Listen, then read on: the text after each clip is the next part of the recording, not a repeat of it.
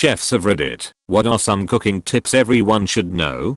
Fry up some onions and enjoy as people tell you how good the food smells. A falling knife has no handle.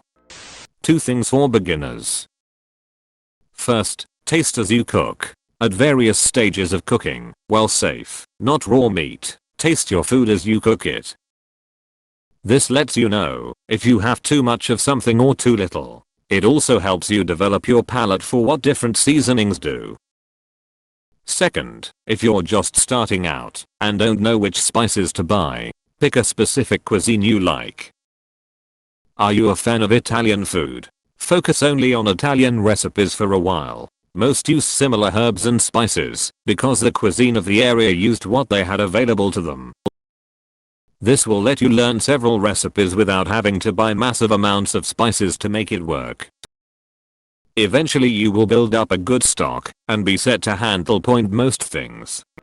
Oven mitts can in fact catch on fire. Tongs are also oven mitts, juicers, knives, spoons, and extendo arms. Just make sure you click them at least twice before using them to make sure they are on. Soy sauce goes on more than Asian foods. Try a dash in scrambled eggs or towards the end of your caramelized onions. It is a savory salt flavor that complements many dishes. 3 or 4 times the amount of butter and salt is a big part of why your food doesn't taste like restaurant food. For thick and nice sauces, use the water you cook your pasta with. Avid home cook. The spice measurements in most online recipes are way too small. I usually double them. Cinnamon isn't just for sweet foods. It can be really good in savory foods. Don't forget the acid. A bit of citrus juice or vinegar can really make a dish pop and bring out the other flavors. Don't be afraid to deviate from a recipe, but be careful with baked goods. If you make big changes in baked goods you might get a dud unless you know how it will affect the baking process. Whatever you do not put your coconut in the microwave. If you're getting annoyed because it's taking you too long to peel garlic, place an unpeeled garlic clove under the flat side of your kitchen knife and press on it with your hand. The garlic peel will separate easily and your garlic will be crushed.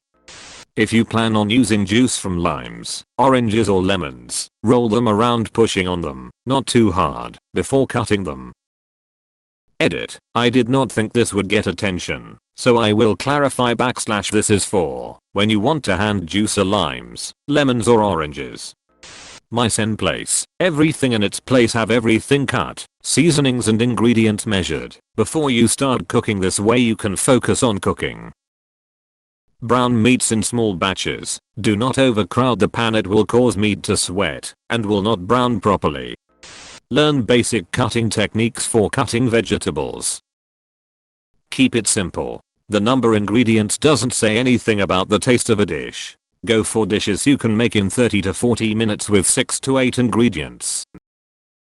Keep a notebook. Gather a list recipes and dishes you do regularly. Expand gradually with new stuff. Don't just buy cookbooks you never really use. Adding is easy, removing is hard. People here argue to liberally add butter and seasoning. Tastes differ, though. It's totally fine to put in less, if that's what you fancy. You don't need a gazillion utensils. In your daily cooking, a basic kitchen knife already does a lot of the heavy lifting. Learn to use that properly. Observe. How do ingredients act when you combine them? What happens when you put them in a pan or pot and apply heat? Always be cleaning. You have idle time. Clean the sink. Don't be afraid to fail. Learn from your mistakes. Also, don't pretend you know better than the recipe, especially if you never made a recipe before.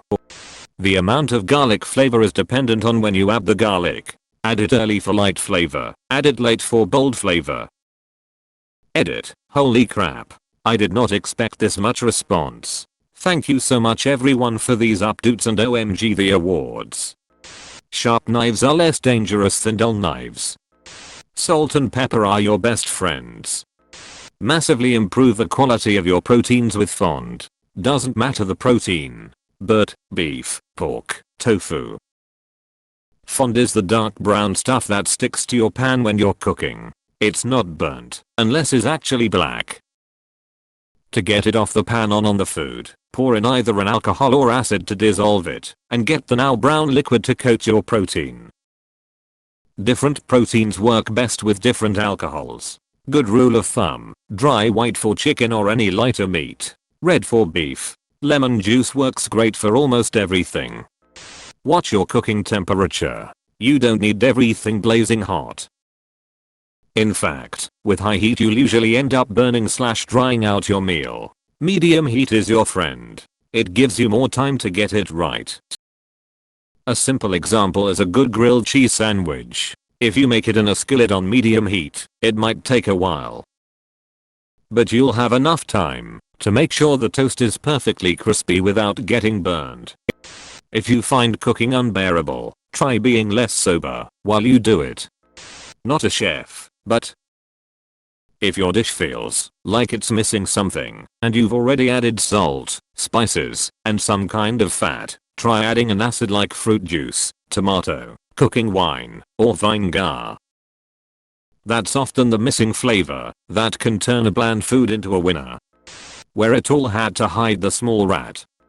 I'm not a chef, but I know for a fact that you shouldn't cook something you aren't familiar with if you are having guests. Learn how to hold a knife and cut correctly. Use acid, it's your friend. Lemon juice, vinegar, microplane zest, whatever. It brightens up everything. Season every step of the way and taste as you go. Don't overdo it, obviously, but you want to season every layer and taste. Keep in mind that acid will then also amplify things like salt. Keep everything in balance. Someone else said it, but it's true. It's easier to add than to take away. And if you're making something like soup or stock or sauce, if it's something that will reduce down, season lightly as you make it, and then when it's finished season at the end to get it where you want it.